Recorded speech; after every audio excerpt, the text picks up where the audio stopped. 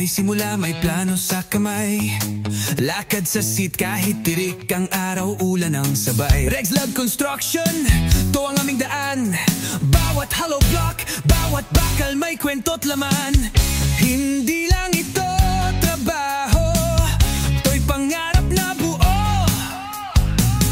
Kada buhos ng semento may pangakong totoo. Sa bawat pakot martilyo, tibay ng loob ang dala namin dito. Regs Love, kwento ng konstruksyon, puso't pawis, tunay na misyon. Buuin ang mundo, unti-unti pero totoo. Regs Love Construction, tara na't sumalo. Ayan mga boss, meron pong na.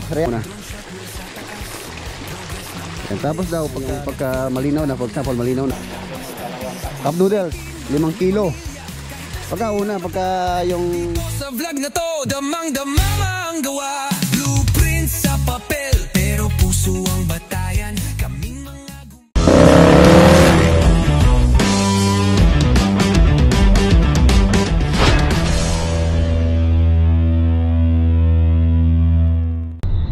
good morning. Ayan, nandito na po tayo sa Talugtug, Nueva Ecija. Ayan po yung turnover nung Aqua Planet, yung yung pong mga install nila doon. So ngayon namin ite-testingin.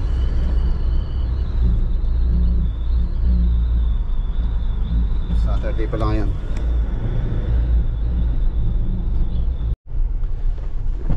Ayan, nandito na po tayo.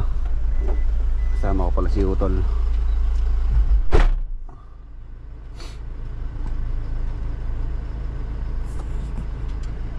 Talugtug.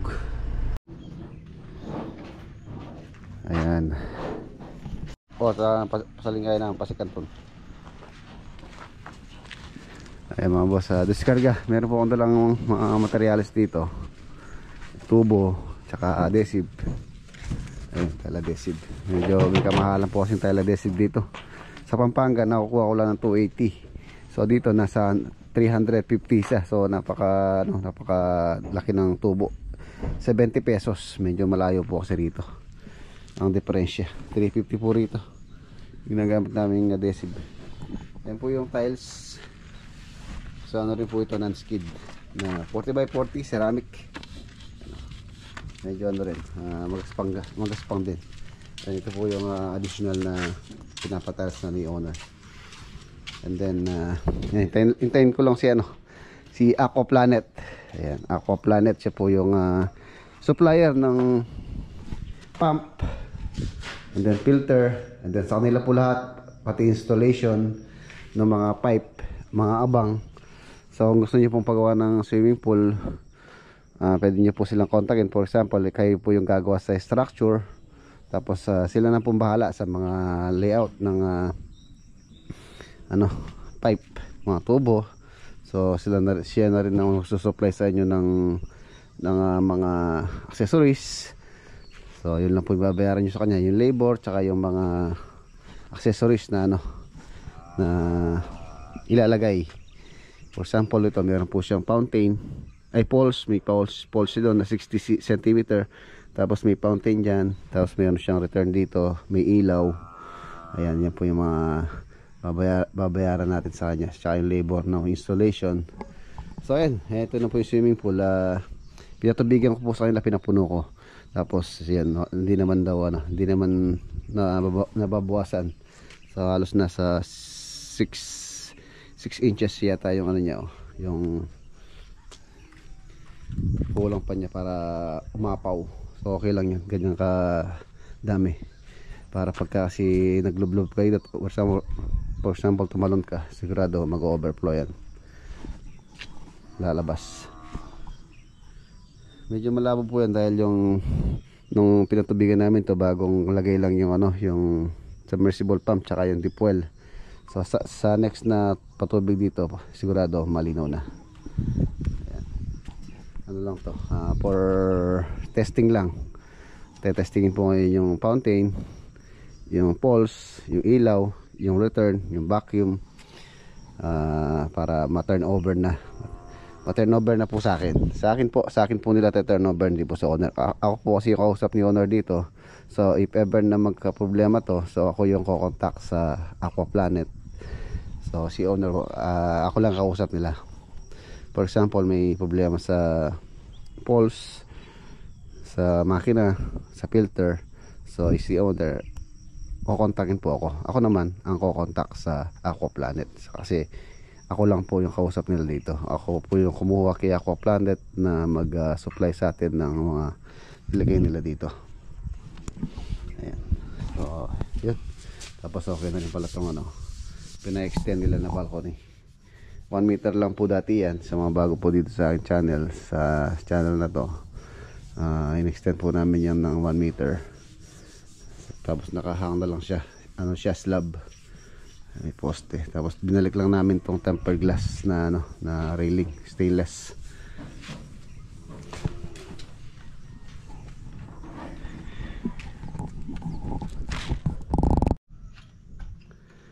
Ayan, tinesting ko lang yung ilaw. Yung ilaw, functional na yung ilaw. So itong mga hose na to, puputulin pa po nila to. Yung mga hose para sa fountain. Ayan, makapal. May palaka. Ay, yun o. Ang galing o. Ayun o. Ang galing sumisid o. Maya maliligo tayo. Diyan tayo kasama maliligo. Ayan yung palaka. Meron naman akong dalang dyan, damit. Talagang pinaghandaan ko na maliligo tayo. Ayun o. Sarap ng tubig. Ayan.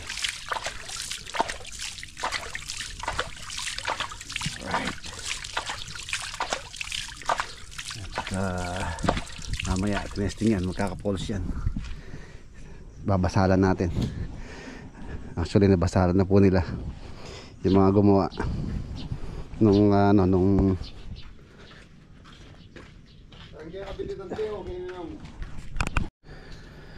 ayan. Tapos ayusin na po namin yung power supply ng submersible.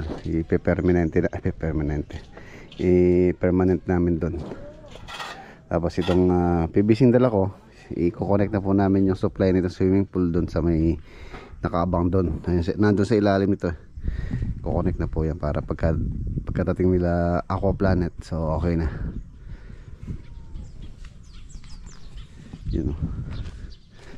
Ayan, pagka balak nyo po magpagawa ng swimming pool, mas mainam po kung unahin nyo muna yung water source para walang problema.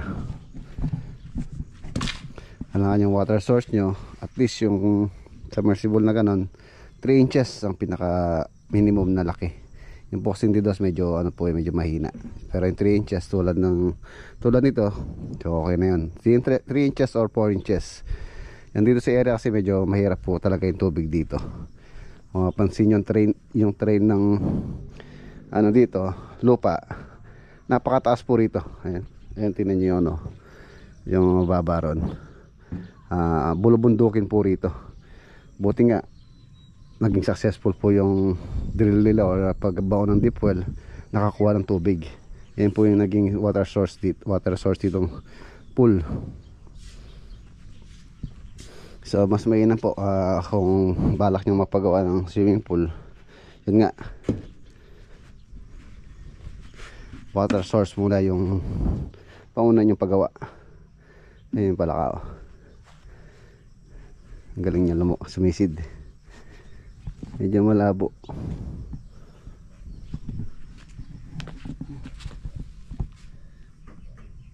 Nakakain to eh.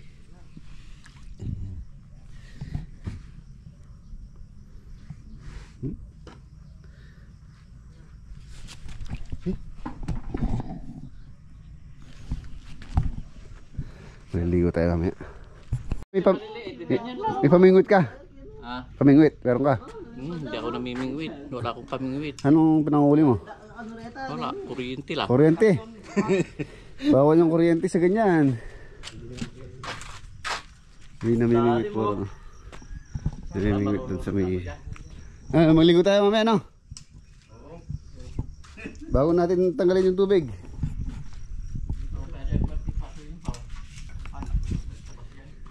Ayun ang ilaw. Ganda po yung pagkagabi. Kung anong kulay ng ilaw, lahat po ng tubig na yan isa ganun din yung kulay niya. Tapos yan yung poles. Mamaya makikita na natin yan. Tapos dito may balak pa pong pagawa rito si owner ng dito sa iba na to. Magkaka-step lang siguro mga 2 step. And then itong dito kiddie pool. So 2 steps siya dito. So yan ano siya. Pambata, mababaw siguro, mga lalim, pinakamalalim siguro 3 feet, tapos 2 feet yung pinakamababaw dito daw. Soon susunod daw po to. Ano, i-step siya. Then pang kids dito. Tapos dito pinapagawa po niya ng retaining wall, then tatambakan to. Tapos gagawin ano tong area na yan, gagawing parang bodega. Kasi nagdaanan siya pababa. Maglalagay ng bintana ron. Ayan, tapos dito sa taas may balak po silang gumawa din ng ano dito sa taas ng view deck. Ayan. Tulad sa farm, slab din. So may hagdanan, magiging view deck po yung taas na yan. Tapos may kubo sa taas. Ay ganda, parang pinaka cottage.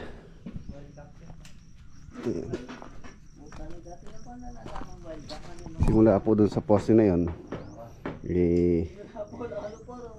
gagawa ng retaining wall dyan hanggang doon. So tatambakan to, magpa-flat na po yan.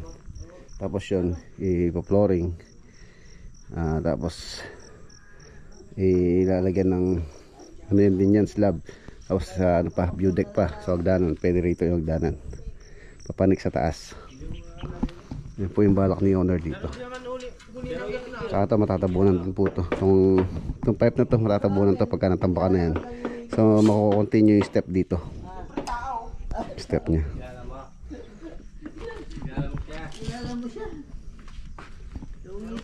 Paikot yung step nya yung pag ganyan. Ikot siya dyan. And then step din siya dito. 1 step pa. Yun yung pool, pang ano, pambata. No, hindi po pwedeng pambata rito, malalim po ito, pang adult po ito. Lubog po ako dun. Mamaya susukatin natin mamaya pagka naging functional na maliligo tayo. Dito lubog po ako rito. 5'8" ang height ko. Doon 4.5, halos hanggang dibdib doon.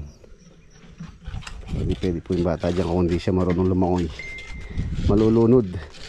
Saka yung matandang hindi marunong lumangoy, malulunod dyan. Sino hindi marunong lumangoy sa inyo? Si Rabi may salbabida yan. Hindi luluwi, may ano. Ano siya salbabida nga.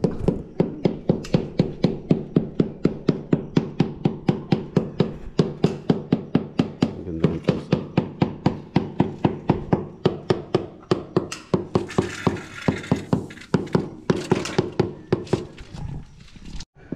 Ayan, nagbabakod na si Mang Max sa kanyang asyenda.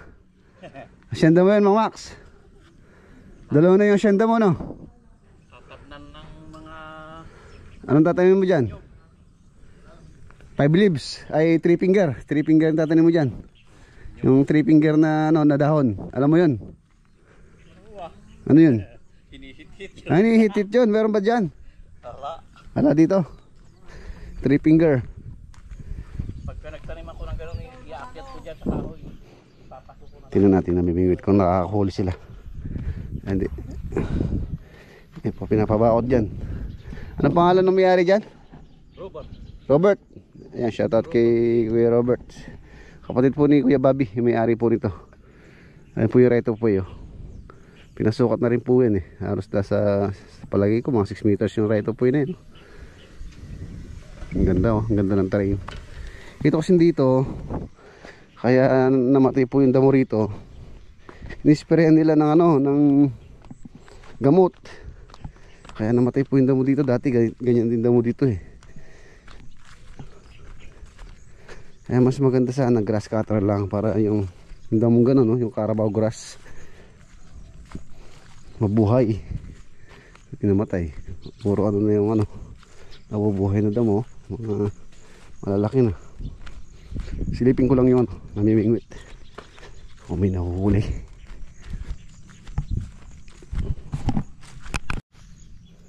Yan, ganitong damo sana tumubuo para hindi rin po na ano yung lupa.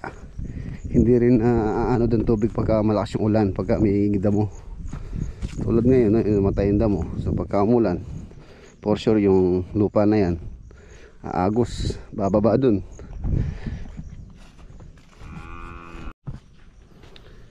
Ayun, yung namimingit to, dalawa. Tingnan natin kung may nahuhuli sila.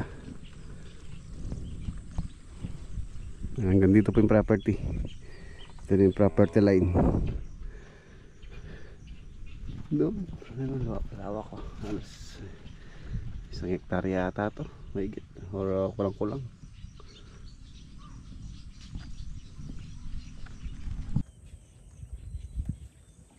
Ayun sila, dalawa. Mukhang wala man silang nahuhuli.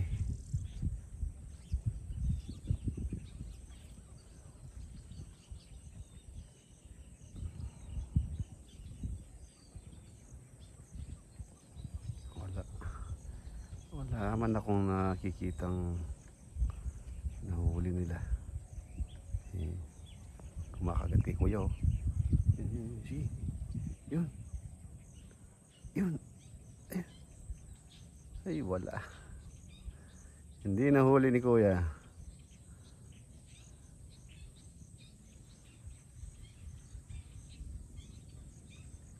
Naglilibang lang. Wala po sila nahuhuling nakikita ko. Hindi ko lang alam kung kanina pa sila dyan eh. Ito yung fish pan ni Kuya Bobby, kaya lang mukhang natutuyuan, kailangan pang laliman to. Tara, baka nandun na si Aqua Planet.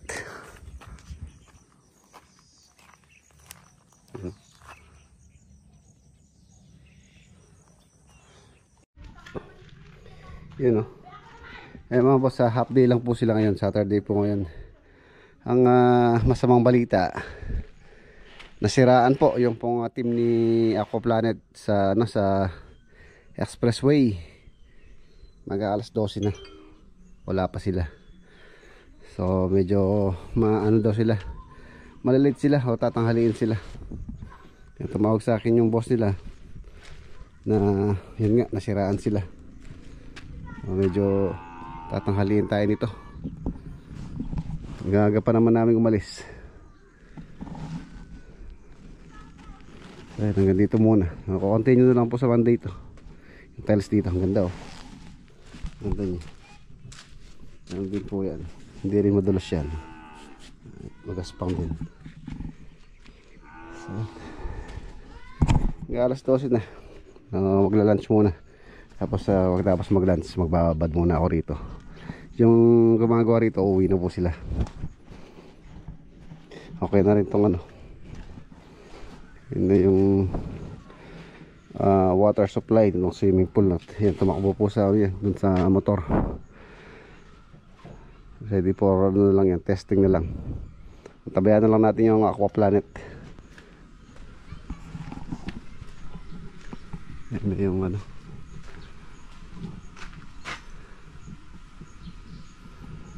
control box, and then yung breaker.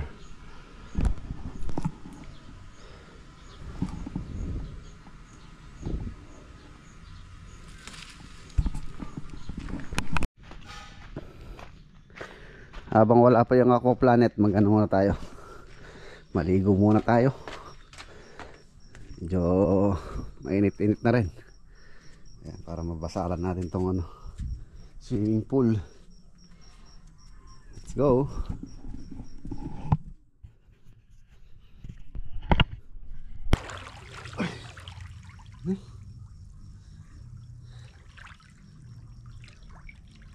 Balim.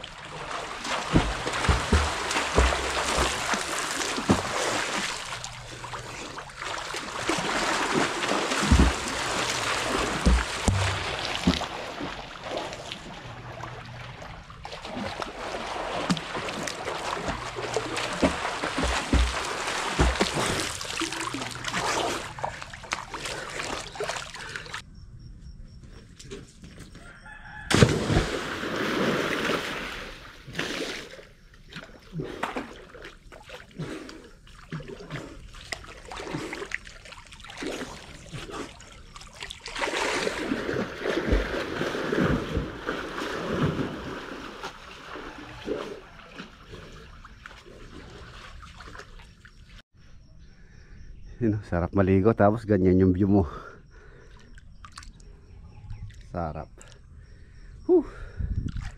Sulit. Sulit ang pagod. Ang ganda po nito ano. Hindi pa functional to. Tsaka yung fountain, tsaka yung doon. So, mamaya ay matetesting po yan. Sarap. Tumalon na ako kanina dito. Medyo mataas po ito. 5 feet po yan simula dito sa ano. So sa mga bata hindi advisable na tumalon dyan.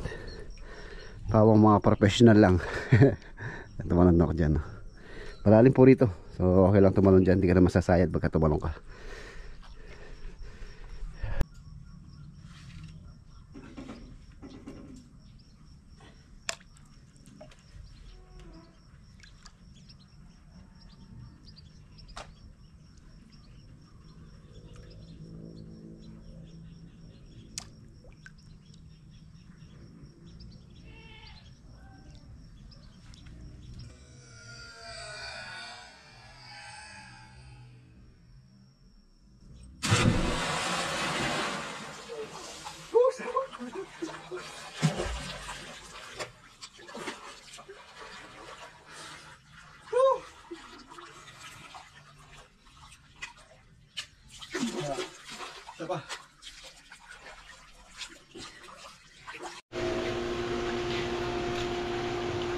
Ayan na, narito na po si Aqua Planet.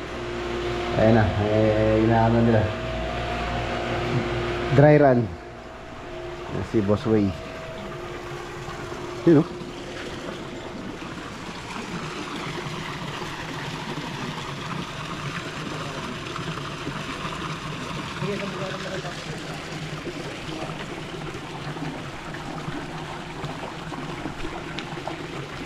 Lagyan po nila ng chlorine. Lilinaw daw po yan. Kahit na gaano karon o gaano kalabo, lilinaw.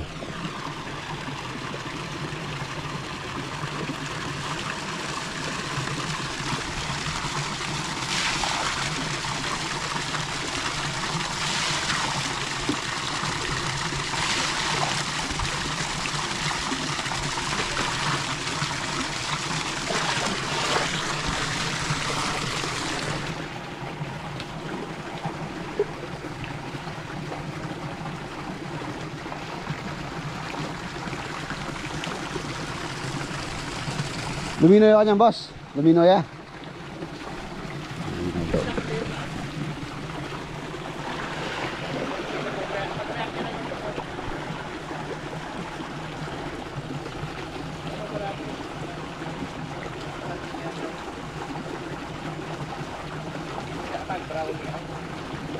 Pagka kaya mag-brown niya.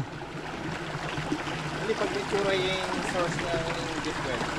Pag marna yan At pagkulay yung brown. Wala mo liman na.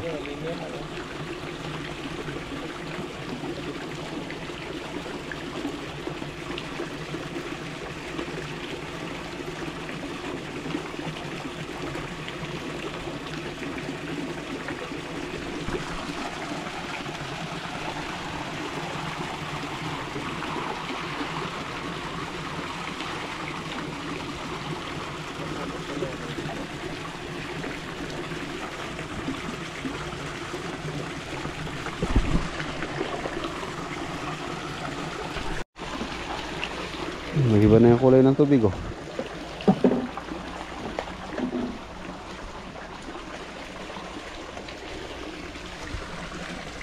lakas.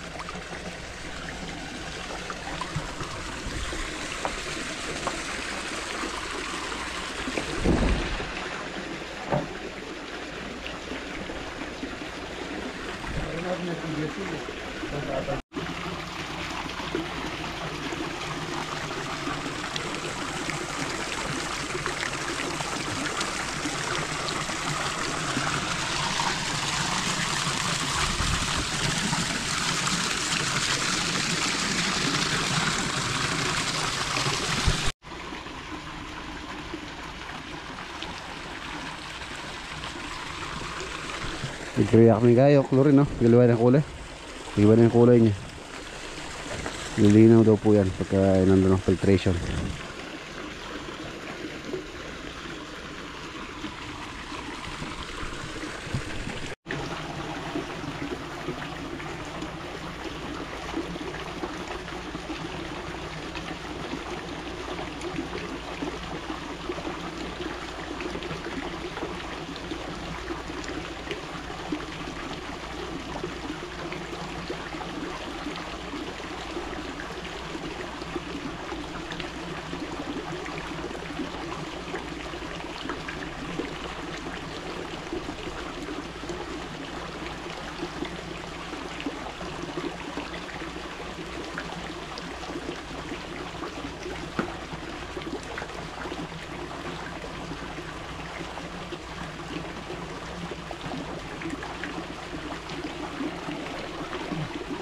Betul.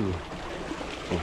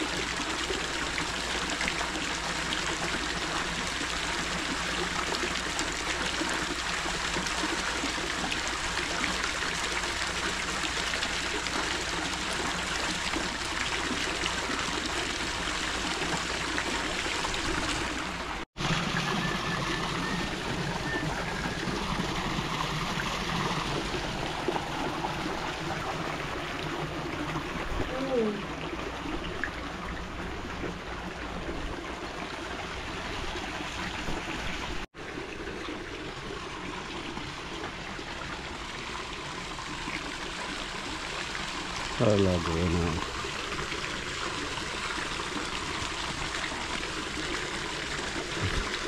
Sumabo. Labog yan. Nag-react yung chlorine, no? Nag-react po yung chlorine na nilagay. Ano daw po yan, nililinaw yan. Basta i-filtration lang. Sure mga ano daw, magdamag. Nilagyan po nila ng chlorine. Ayan, nag-react, oh. Humabo siya. Ibig sabihin, yung tubig is medyo marami.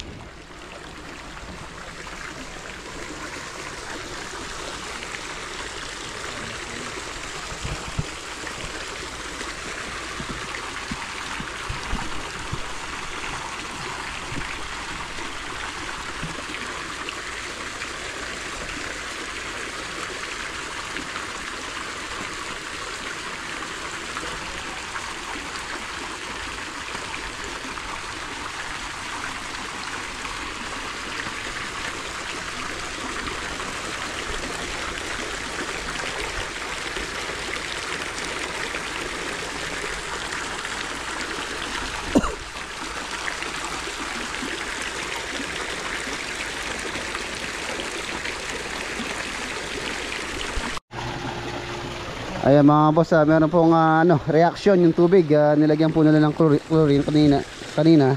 So ayun, naging ganyang kulay. Natural lang daw po yan sa pagka-deep well talaga yung tubig. Talagang magkukulay daw po siyang ganyan. Tapos lang daw, filtration lang. Tinuro naman po sa amin yung Mang Max, alam mo na, no? So bukas na ni Mang Max alilinawin. So tingnan natin pagbalik natin sa susunod na araw kung magiging malinaw na po yan kahit hindi na natin i-drain.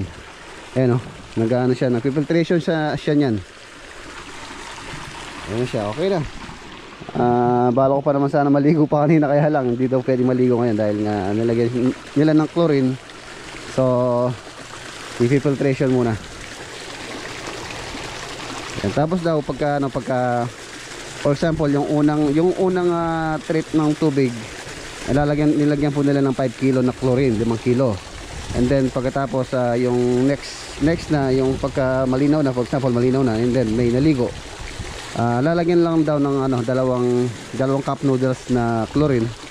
So i-filtration ulit. So yun lang daw po yung maintenance. And medyo po yung swimming pool, medyo high maintenance. Kailangan talagang may nakatutok. Ano na siya. Maganda to pagkagabi. Pagka luminaw na rin yung ilaw niya sa poles, and then dito sa may yung sa ilalim sa submersible light. Ayan, umandar na rin yung return. Tapos vacuum, ayun na yung vacuum. Ito po yung hose ng vacuum. Kasama na po sa package yan. Yung chlorine, kasama na, tsaka itong hose. And then, ayun lahat. Kay, Aquaplanet. Ayan, naging functional na. Ang ganda. Tara paligo.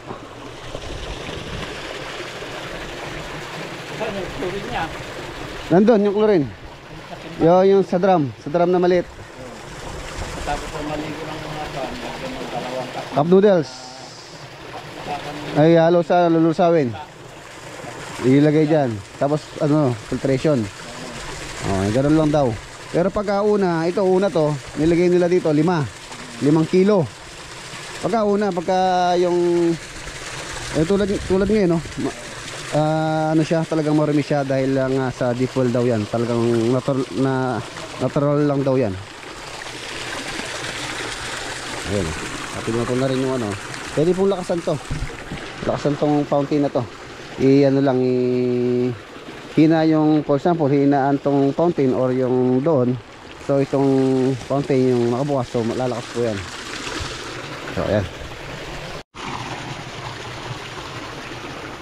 Yun na, okay na. So turnover. Okay na po yung turnover. Tatapusin na lang namin to. Yan na yun, functional na yan. Palilinawin na lang para pwede na pong biguan yan. Ayan. So sa Monday, kukontinue lang po yung pagtatalis dito. So okay. O Max, una na po kami. Patay ko na. Patayin nyo na. Bukas nyo na lang yung filtration. 3 minutes ba? 3 minutes.